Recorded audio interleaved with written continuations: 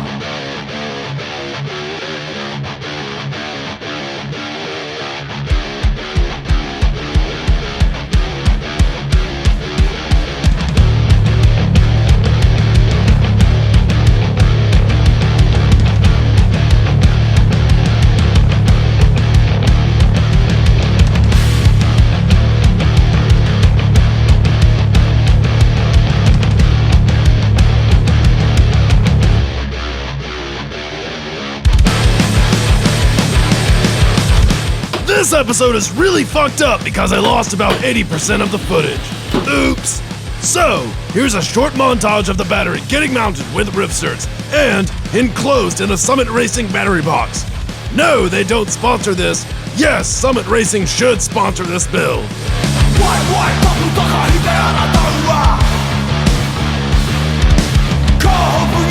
Unfortunately, I lost days of footage for the cage and wiring when I received the card over a month ago, as well as various segments of installing the battery wires, master kill switch, fuse and relay box, and switch panel.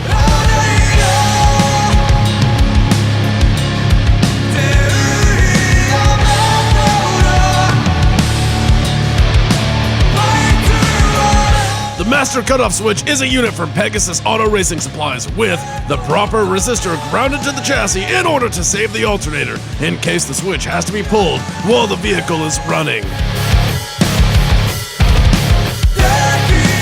The fuse and relay box is a weather-sealed Bussmann unit with a main fuse between the box and master cutoff switch. This box feeds into the switch panel, which is just something I picked up from Amazon, and I made a steel enclosure for it to mount to the transmission tunnel for ease of access for the driver.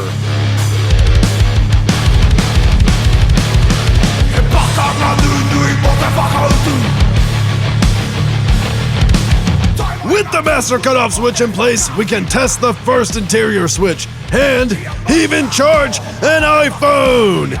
Charging an iPhone in a dedicated drift car? This is high society here, my dudes.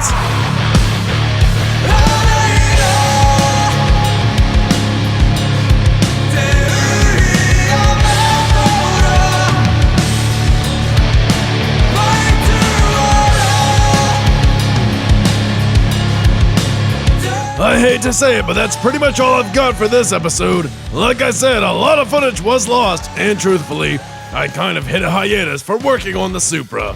Hey, this has been a year in the making thus far. Be sure to check out featuredgarage.com for red grassroots automotive articles. You can catch us around the web at Facebook, Instagram, and YouTube. Until next time,